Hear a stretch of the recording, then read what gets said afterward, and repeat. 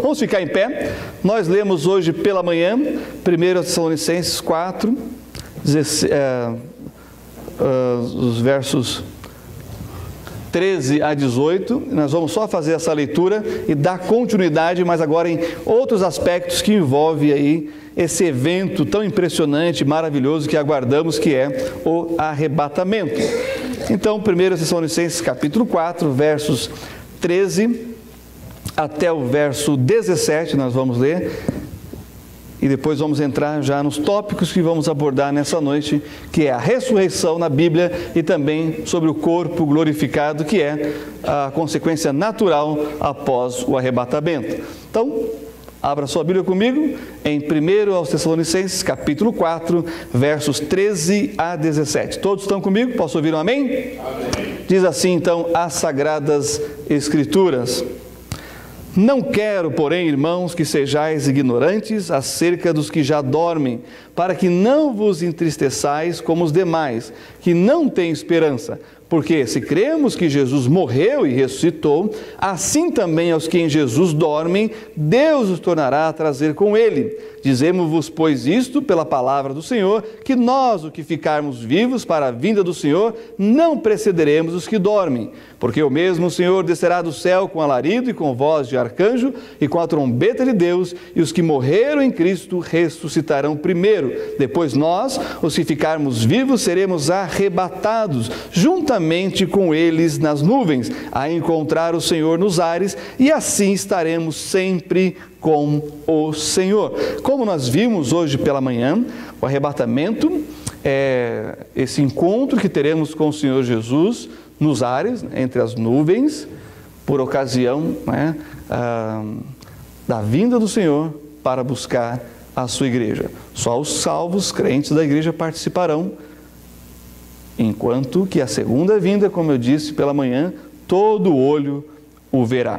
Mas duas coisas saltam aos nossos olhos aqui quando falamos desse assunto, que é a questão da ressurreição e como será esse corpo ressurreto. É sobre isso que vamos falar nessa noite. Vamos orar ao Senhor. Feche seus olhos, vamos falar com o nosso Deus. Pai, na Tua santa e bendita presença estamos para rogar a direção do Teu Espírito Santo sobre as nossas vidas, a fim de que a Tua palavra encontre lugar em cada coração e que haja grande transformação de mente, ó Deus, na vida de cada um de nós nessa noite. Pedimos isso através da ação da Tua palavra nas nossas vidas, no nome do Senhor Jesus Cristo. Amém.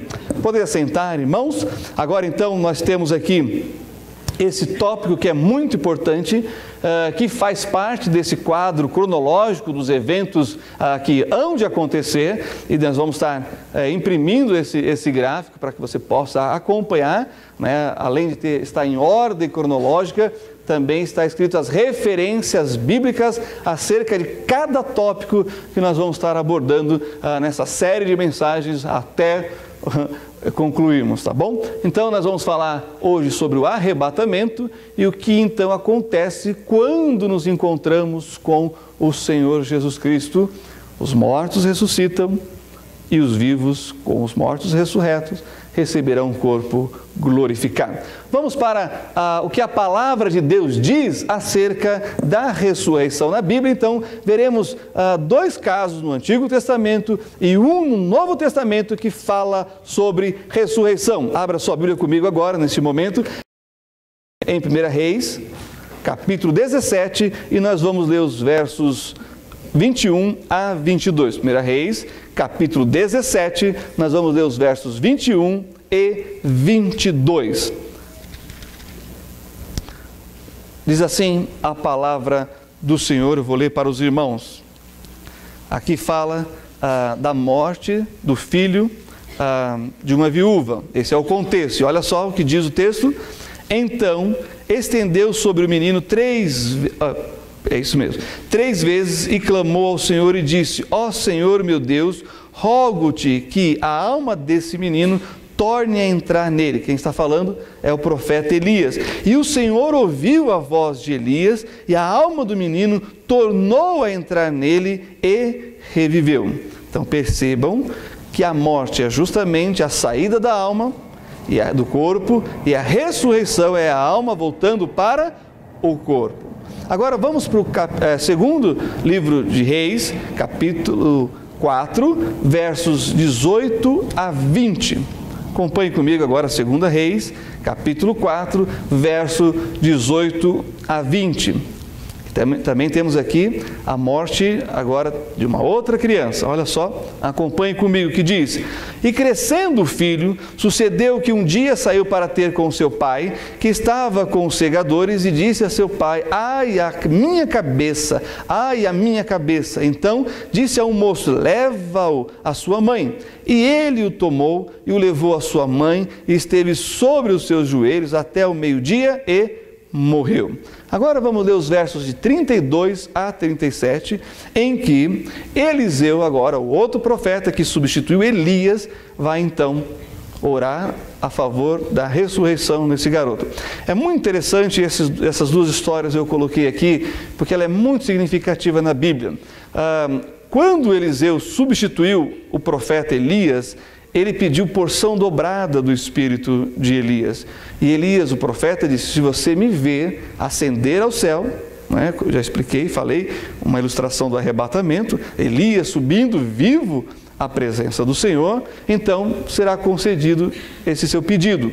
Eliseu viu, ele participou, vendo o arrebatamento de Elias, a carruagem de fogo passou entre eles dois, separando eles, e Elias então sobe no redemoinho até a presença do Senhor, e ele recebe a porção dobrada. E porção dobrada na Bíblia quer dizer o dobro da herança. O filho primogênito recebia o dobro da herança, viu? Os pais aí, primogênito recebe porção dobrada, essa parte me interessa. Então, ele recebeu o dobro, né? A porção dobrada seria o dobro da herança.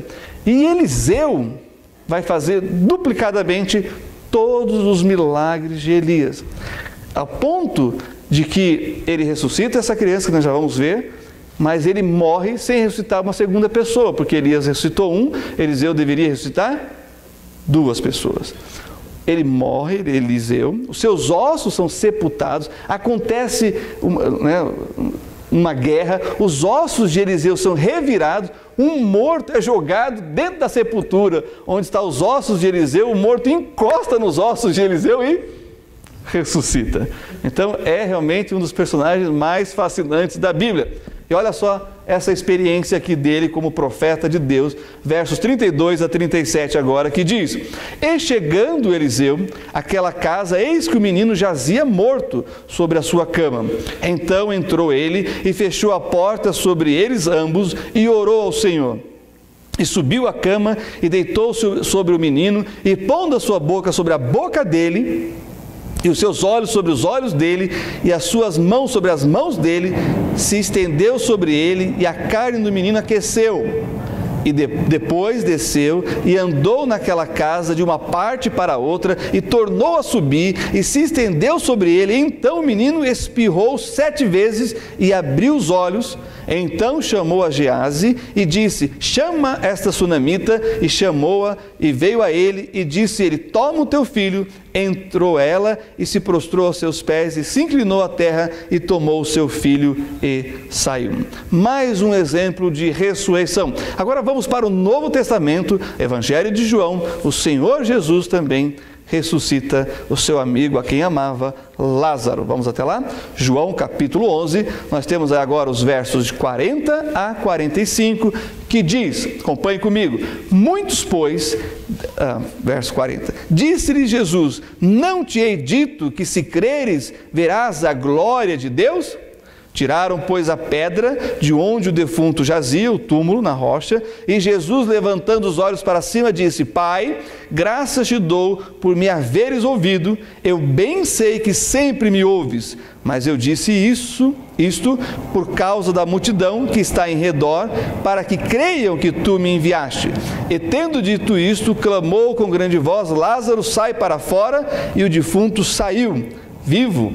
tendo as mãos e os pés ligados com faixas e o seu rosto envolto no lenço, disse-lhe Jesus: desligai-o e deixai-o ir. Muitos, pois, dentre os judeus que tinham vindo a Maria e que tinham visto o que Jesus fizera, creram nele. Aqui temos mais um exemplo de ressurreição, o Senhor Jesus ressuscitando a Lázaro. Um caso especial aqui de Lázaro é que ele já havia morrido há 4 dias, então ele já, desde o 3º dia, ele estava em decomposição. Por isso, quando Jesus diz, removam a pedra, uma das irmãs diz, Senhor, ele já cheira mal porque é morto de 4 dias.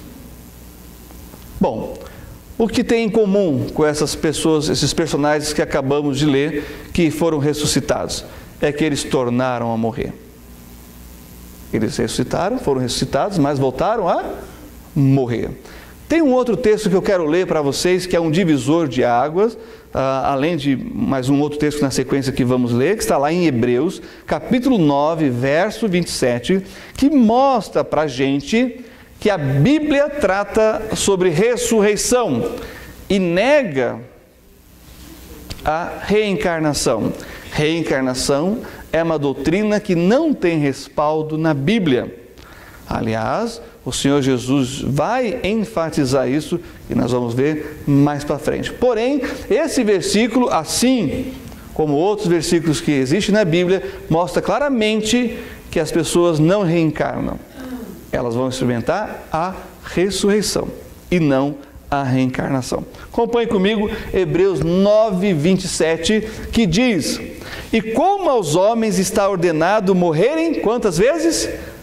Uma vez, vindo depois disso o juízo. Então percebam que essa doutrina, ela não tem base bíblica, ela não encontra apoio nas Sagradas Escrituras, e o próprio Deus refuta esse tipo de pensamento religioso. Agora nós vamos saber, lá no profeta Daniel, que existem 2 tipos de ressurreição: a para os salvos e a ressurreição para os perdidos. Acompanhe comigo, Daniel, capítulo 12, verso 2. Vamos até lá? Profeta Daniel, capítulo 12, verso 2, diz para a gente essa informação que é muito importante para que a gente possa saber qual das ressurreições vamos experimentar na nossa vida. Para o gozo ou para o desprezo e vergonha eterno? Daniel, capítulo 12, verso 2. Que diz, acompanhe comigo: e muitos dos que dormem no pó da terra ressuscitarão, uns para a vida eterna e outros para a vergonha e desprezo eterno. Então há 2 grupos aqui, um que estará para sempre com o Senhor e o outro que estará distante do Senhor por toda a eternidade. A primeira ressurreição, que diz respeito aos salvos, ela vai se dar em algumas etapas. Nós temos a primeira etapa da ressurreição para nunca mais morrer, e inaugurada por Jesus Cristo, nosso Senhor e Salvador. Vamos comigo agora para 1 Coríntios, capítulo 15, verso 23. Olha só o que diz as Sagradas Escrituras, falando sobre a ressurreição de Jesus, porque ele foi o primeiro que ressuscitou para nunca mais morrer. Então, Cristo é o primeiro a experimentar essa ressurreição. Olha só, 1 Coríntios capítulo 15, verso 23, que diz, 1 Coríntios 15, 23, mas cada um por sua ordem, falando da ressurreição. Esse capítulo é uma tese acerca da doutrina da ressurreição. Cada um por sua ordem. Cristo, as primícias. Depois os que são de Cristo na sua vinda, falando do corpo de redimidos da igreja. Olha só o verso 52 confirmando isso. E aí nós temos a ressurreição dos salvos da igreja. Vira a página, verso 52 confirma. No momento, num abrir e fechar de olhos, ante a última trombeta, porque a trombeta soará e os mortos ressuscitarão incorruptíveis e nós seremos transformados. Lembra que nós lemos em Tessalonicenses a trombeta, a voz de arcanjo, está ligado aqui com 1 Coríntios 15, 52, falando de todo salvo alcançado pela graça de Deus no período da igreja, que corresponde desde o dia de Pentecostes, no ano 33 depois de Cristo, até o arrebatamento, que é iminente, pode acontecer a qualquer momento. Mas também, lá em Marcos, capítulo 12, nós temos o terceiro grupo, o grupo dos redimidos antes da igreja, de Adão até a igreja, todos aqueles que creram no Senhor, como Abraão, a Bíblia diz, e creu Abraão, foi imputado por justiça, todos esses ressuscitarão para cumprimento das profecias messiânicas, em que povos do Oriente e do Ocidente virão para adorar o grande rei. Então acompanhe comigo aí, agora em Marcos capítulo 12, versos 26 a 27. Diz assim as Sagradas Escrituras: e acerca dos mortos que houverem de ressuscitar, não tendes lido no livro de Moisés, como Deus lhe falou na sarça, dizendo: eu sou o Deus de Abraão, e o Deus de Isaque, e o Deus de Jacó? Ora, Deus não é de mortos, mas sim é Deus de vivos. Por isso vós errais muito, não crendo no poder de Deus e nem na ressurreição. Qual que é o contexto aqui? Há um grupo de religiosos na época de Jesus, chamado de saduceus, que eles não acreditam na ressurreição.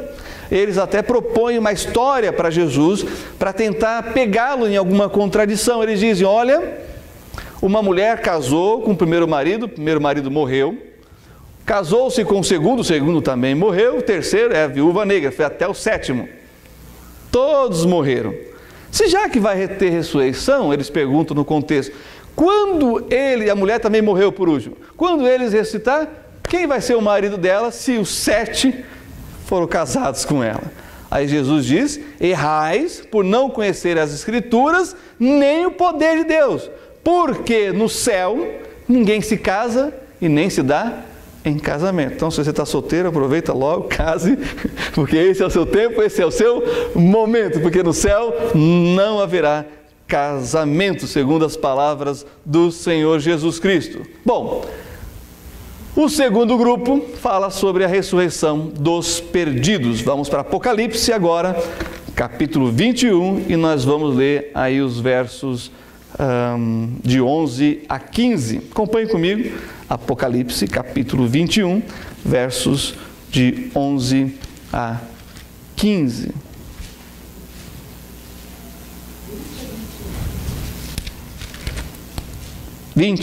Verso 11, né? Falei 21, né? Apocalipse 20, versos de 11 a 15.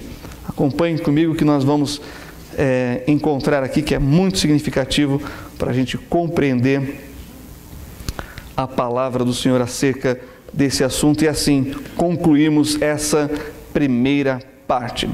Diz assim as Sagradas Escrituras, Apocalipse capítulo 20, versos 11 a 15. E viu um grande trono branco, e o que estava assentado sobre ele, de cuja presença fugiu a terra e o céu, e não se achou lugar para eles. Quem é esse? Esse é o Senhor Jesus Cristo. E viu os mortos, grandes e pequenos, que estavam diante de Deus, e abriram-se os livros, e abriu-se outro livro, que é o da vida. E os mortos foram julgados pelas coisas que estavam escritas nos livros, segundo as suas obras.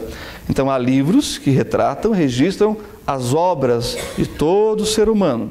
Mas existe um aqui em particular, que é chamado o livro da vida. Abriu-se ambos os livros, das obras e da vida. Vamos continuar lendo, verso 13. E deu o mar os mortos que nele havia, e a morte e o inferno deram os mortos que neles havia, e foram julgados cada um segundo as suas obras. Verso 14. E a morte e o inferno foram lançados no lago de fogo. Esta é a segunda morte. E aquele que não foi achado escrito no livro da vida foi lançado no lago de fogo, que é o estado final dos perdidos. Quem são os perdidos? Não é quem não tem GPS e tem que achar algum lugar em São Paulo. Não. É quem não reconheceu que Jesus é o Salvador, que não entregou a sua vida a Ele, que não reconheceu o seu sacrifício vicário, substitutivo na cruz do Calvário para pagar a penalidade do nosso pecado. E aqui está uma grande verdade: nós somos pecadores, temos certeza disso, porque vamos morrer. A Bíblia diz: o salário do pecado é a morte. Isso prova que nós somos pecadores. Por isso, Jesus Cristo veio ao mundo para salvar os pecadores, morrendo o justo pelos injustos, o Deus encarnado, o Deus que poderia vencer a morte. Por isso Ele tomou as nossas dores, as nossas enfermidades e a morte, o castigo que estava sobre nós, Ele tomou sobre si para morrer, pagando a penalidade do nosso pecado, a fim de no terceiro dia ressuscitar para nos dar vida e vida eterna, vida sobre a morte. Por isso, aqueles que rejeitam o sacrifício de Cristo vão ter que lidar com a sua própria escolha, viver eternamente sem a presença do Senhor. Portanto, não estarão nos céus. É o que a palavra de Deus nos diz, e aí a importância de levarmos o Evangelho de Jesus Cristo a toda criatura. Por isso, Jesus deu poder aos seus discípulos para espalhar o Evangelho sobre a face da terra. Bom, com a ressurreição vem a glorificação do corpo, que esse corpo é sujeito, né, à enfermidade, à fraqueza, à morte. Nós temos necessidades que não se resolve comendo tudo de uma vez, né? Não ter que comer outras ocasiões também. E isso mostra a fragilidade do nosso corpo. Para que nós pudéssemos entrar na eternidade, nós precisaríamos de um corpo glorificado, porque isto que é corruptível tem que ser revestido da incorruptibilidade, e isto que é mortal, nosso corpo, tem que ser revestido da imortalidade. Então, preste atenção, vamos aqui olhar para as Sagradas Escrituras e vamos ver a descrição do corpo ressuscitado e glorificado. Vamos voltar lá para Marcos capítulo 12 e vamos ler agora os versos 24 e 25, os versos anteriores. Que eu já dei essa informação, mas vamos só confirmar lendo nas Sagradas Escrituras. Marcos capítulo 12, versos 24 e 25, que diz: E Jesus respondendo disse-lhes: Porventura não errais vós em razão de não saberdes as Escrituras, nem o poder de Deus? Porquanto, quando ressuscitarem dentre os mortos, nem casarão, nem se darão em casamento, mas serão como os anjos que estão nos céus. Isso é interessante, porque anjo, embora apareça na Bíblia como figura masculina, ele não tem sexo, ele não pode se reproduzir. Os anjos foram criados individualmente, não como a raça humana que foi criada em Adão. De Adão, o Senhor tirou Eva e de ambos veio toda a humanidade. É muito interessante quando nós olhamos para a Bíblia e vemos o nome que é dado, né, ao primeiro homem, Adão. Adão vem do hebraico Adam, que tem por raiz a palavra Adamá. Adamá quer dizer da terra. E quando você olha para a terra, nós vemos ali também uma similaridade com uma outra palavra em hebraico, que é a palavra vermelho, Adom, ou Adumim. E essas duas palavras têm a mesma raiz, da terra. Que cor que é a terra? Vermelha. Olha que interessante. Segundo, né, os estudiosos, se o primeiro homem fosse branco, nós não teríamos ninguém com a pele escura, negra. Se o primeiro homem fosse negro, da cor preta, nós não teríamos nenhum branco. Mas como o homem foi criado da terra e o seu nome reflete inclusive a sua cor, o homem vermelho, nós temos todas as tonalidades. Isso é muito interessante, muito curioso e comprovado cientificamente falando. Então, isso é muito importante. O segundo aspecto muito curioso, e aí nós estamos trabalhando com o poder de Deus, como o Senhor Jesus acabou de mencionar, é que Deus tirou a mulher da costela do homem. Nós vivemos, irmãos, o ápice do desenvolvimento do DNA, da pesquisa do DNA. Nós tivemos uma doutora bióloga aqui da nossa igreja, a irmã Maria, que ela trabalhou nessa equipe elitizada aqui no Brasil, sobre, o mapeamento do genoma humano, e uma conversa com ela é sempre muito esclarecedora. E aí nós entendemos hoje, através do genoma, do DNA, estudo do DNA, que em Adão estava toda a humanidade. Por isso, a mulher foi tirada do próprio homem. Isso é algo assim impressionante, porque tivemos que esperar alguns milênios para chegar a essa conclusão do que a Bíblia já dizia no livro de Gênesis. A mulher sendo tirada do próprio homem, porque todo o código genético estava em Adão.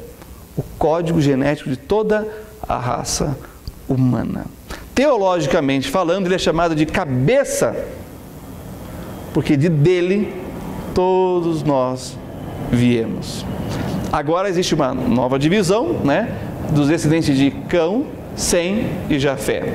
E daí nós temos toda aquela nova, essa classificação, que existe hoje desde os europeus, dos asiáticos e também lá do continente africano, e toda essa mistura de povos e raças.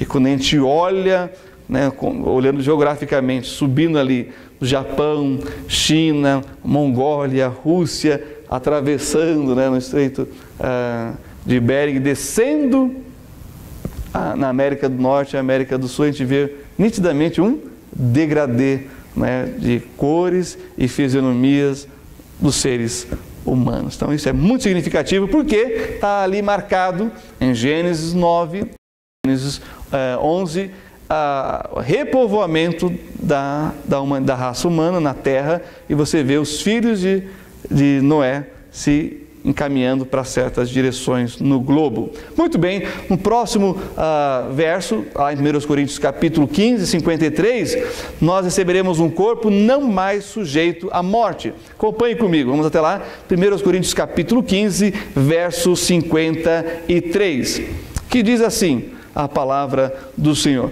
porque convém que isto que é corruptível se revista da incorruptibilidade, e que isto que é mortal se revista da imortalidade. Eu sei que alguns aqui têm aprendido, estudado sobre nanotecnologia, e isso é simplesmente fichinha, é coisa de amadorismo para aquilo que Deus vai fazer. Se nós já estamos deslumbrados, encantados com a nanotecnologia, o que Deus vai fazer com o ser humano é algo que não está ao alcance do nosso conhecimento. Isso diz respeito apenas ao poder da divindade de Deus. Avançando, o nosso corpo será conforme o de Jesus Cristo. Vá algumas páginas para frente e nós vamos ler em Filipenses capítulo 3, versos 20 e 21, algo muito significativo. Olha só: mas a nossa cidade está nos céus, de onde também esperamos a salvação, o Senhor Jesus Cristo, que transformará o nosso corpo abatido para ser conforme o seu corpo glorioso, segundo o seu eficaz poder de sujeitar também a si todas as coisas. Agora a gente entra para características do corpo do Senhor Jesus e vamos perceber as mudanças que vão ocorrer. Primeiro, deixa eu dizer algo aqui que é importante. O corpo do Senhor Jesus rompe a barreira que nos aprisiona nesse planeta, que é o tempo e o espaço. Nós estamos sujeitos ao tempo e espaço. A eternidade é um tempo fora do tempo. Para entrarmos na eternidade, é necessário que tenhamos essas características das quais o corpo de Jesus ressurreto foi dotado.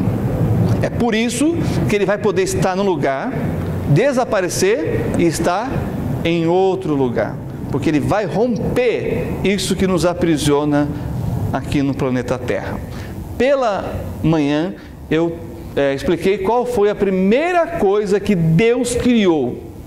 O irmão Francisco Aires citou aqui Gênesis 1:1, no princípio criou Deus os céus e a terra, e assim vai dizendo, descrevendo o primeiro dia da criação, segundo dia, terceiro, quarto, sexto dia em que Ele cria o homem. E eu mostrei para vocês que a primeira coisa que Deus criou, não foi o sol, o sol foi criado depois, né? Não foi a luz, não. A primeira coisa que criou foi o tempo.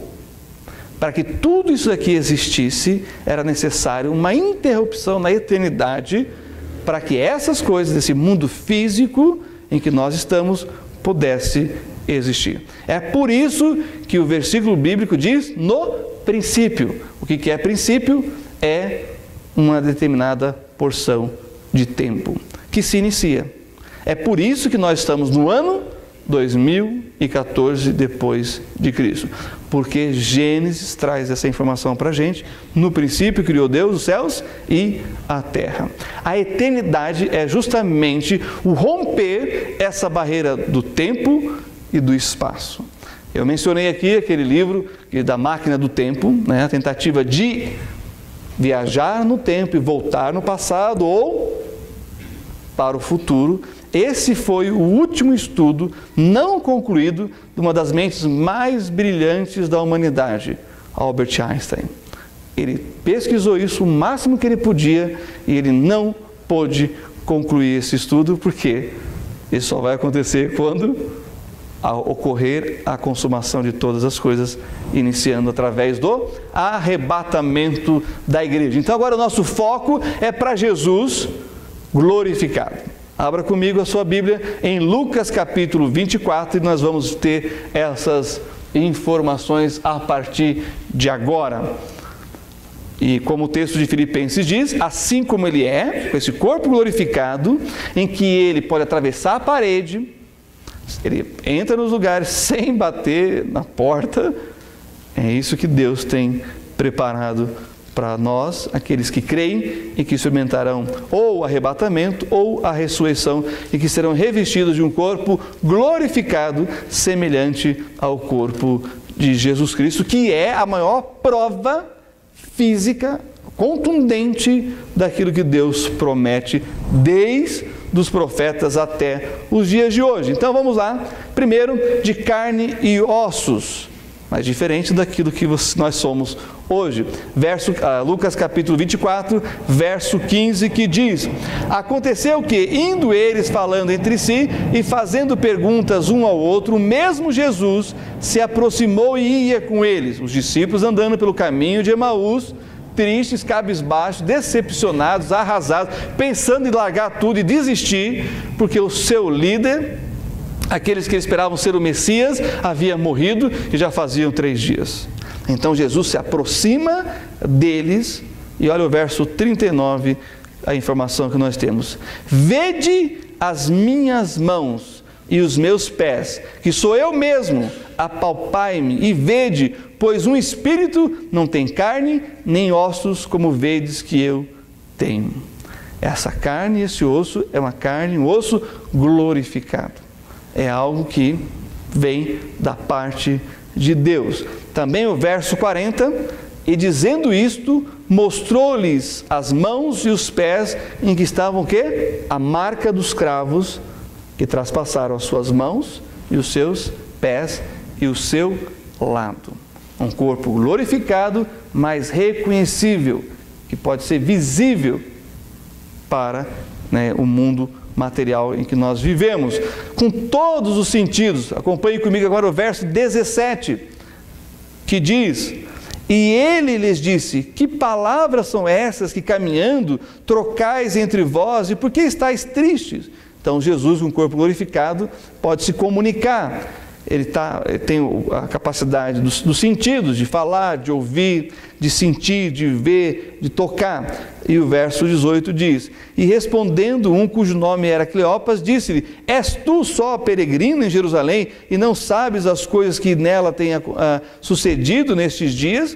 Então o Senhor se apresenta a eles, mas ainda não se revelou como Jesus. ele tem essa capacidade também, com o corpo glorificado, de dar-se a revelar ou se omitir da revelação de quem ele é. E o verso 30 que diz: e aconteceu que, estando com eles à mesa, tomando o pão, o abençoou e partiu e lhe deu. Todos os sentidos, inclusive a capacidade de comer. Não mais como necessidade vital para se manter vivo, mas agora comer por simplesmente prazer. Isso é muito interessante.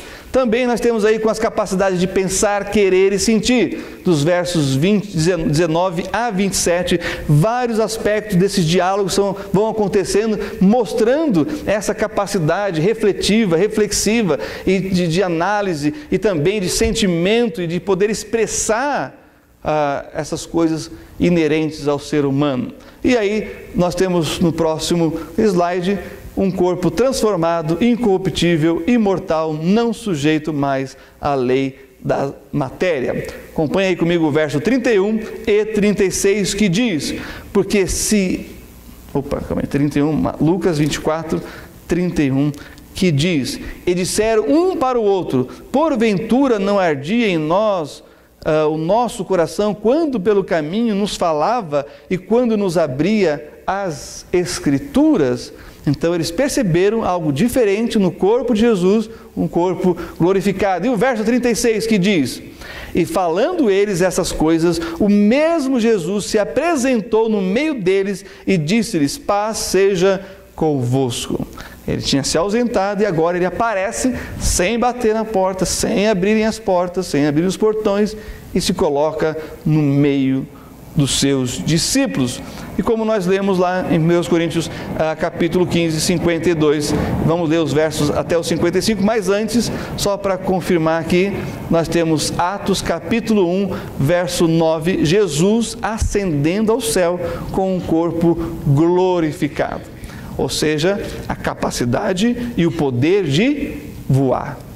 Ele rompe a lei da gravidade. Olha só, acompanhe comigo, Atos capítulo 1, verso 9, nós temos a ascensão do Senhor Jesus Cristo. Diz assim a palavra do Senhor: e quando dizia isto, vendo-o eles, foi elevado às alturas, e uma nuvem o recebeu, ocultando-o a seus olhos. O Senhor rompe as leis da matéria, inclusive também uma lei básica e fundamental, que é a lei da gravidade. Por último, então, para concluir, 1 Coríntios capítulo 15, versos 52 a 55, vamos fazer aí uma leitura de mais alguns versos, que diz... Aliás, vamos começar no verso 51, que diz assim, 1 Coríntios 15, 51 a 55. Eis aqui vos digo um mistério, algo que ainda não foi revelado. Na verdade, nem todos dormiremos. E aqui nós temos uma figura de linguagem, um eufemismo chamado, que ameniza uma realidade mais dura. Ao invés de ele falar, não vamos morrer, ele diz, não, dormiremos. E ele continua, mas todos seremos transformados. O quê? A alma, o espírito não, porque já são imateriais e eternos. O corpo, versos 52 a 55 diz, no momento, no abrir e fechar de olhos, ante a última trombeta, porque a trombeta soará e os mortos ressuscitarão incorruptíveis, não mais sujeitos à corrupção, à morte, e nós seremos transformados. Porque convém que isto que é corruptível se revista da incorruptibilidade e que isto que é mortal se revista da imortalidade. E quando isto que é corruptível se revestir da incorruptibilidade e isto que é mortal se revestir da imortalidade, então cumprir-se-á a palavra que está escrita, tragada foi a morte na vitória. Onde está, ó morte, o teu aguilhão? Onde está, ó inferno, a tua vitória? Isto é, irmãos, o cerne da doutrina cristã, a ressurreição. A Bíblia diz que se nós esperarmos só nessa vida, somos dos mais miseráveis dos homens. Ou seja, uma vida fútil, fugaz, sem propósito e utilidade alguma. Mas se nós vivemos como que aguardando a ressurreição, a glorificação do corpo, então tudo terá sentido. E o nosso maior inimigo, que foi o resultado do pecado de nossos pais, a morte, será vencido. E nós, assim como Jesus, receberemos um corpo glorificado, não mais sujeito à morte. E isso a Bíblia chama de vida eterna com Deus. Quando nós olhamos para a Bíblia e comparamos com os demais livros religiosos, nenhuma religião, nenhuma doutrina se equivale a essa que nós acabamos de estudar por algum tempo. A doutrina da ressurreição é a doutrina mais importante no cristianismo, porque ela liga a eternidade passada à eternidade futura, nos projetando para estar para sempre com Jesus no céu, que não tem relógio, não tem marcação mais de tempo, será apenas um eterno presente. Esse é o céu de Deus e a vida eterna pela qual Jesus Cristo pagou para que pudéssemos tê-la. Pela fé, através de uma crença inabalável em que Ele morreu pelos nossos pecados, foi sepultado e ressuscitou para nos dar vida e vida eterna. Feche seus olhos, abaixe sua cabeça, vamos ter um tempo de oração, enquanto a nossa irmã Érica toca o piano, vamos pensar um pouco mais naquilo que ouvimos, naquilo que lemos na Bíblia Sagrada.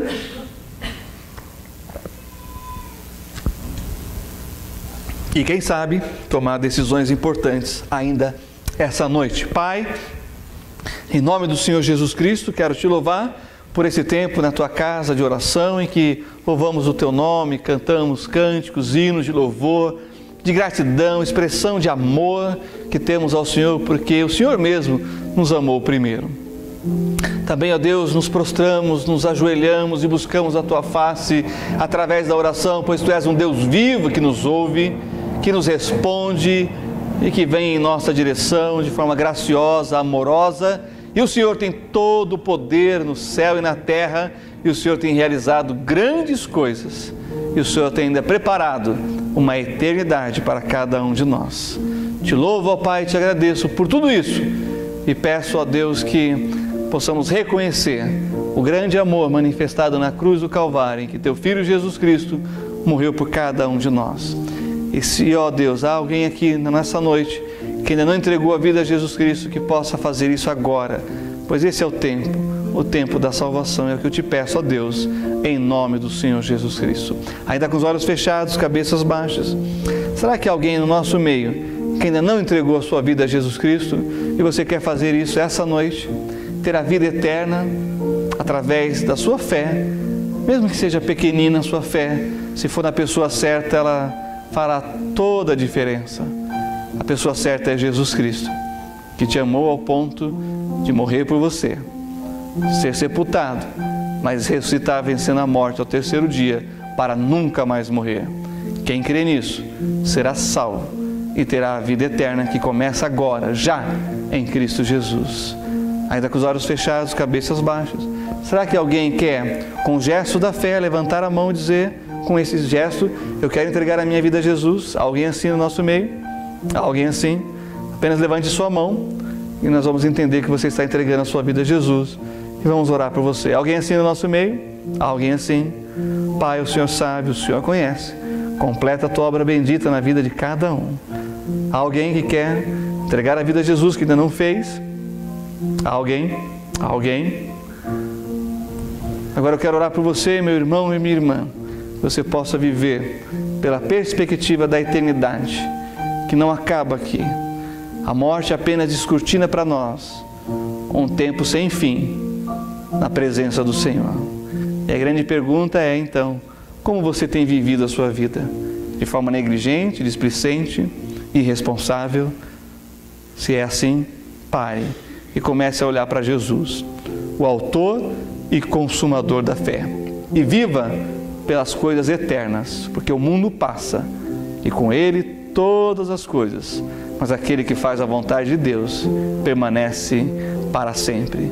Abençoa, meu Deus, cada um, para que possamos viver pela perspectiva do eterno. É o que eu te peço, ó Pai, no nome maravilhoso, precioso e todo-poderoso de Jesus Cristo, nosso Senhor e Salvador. Amém.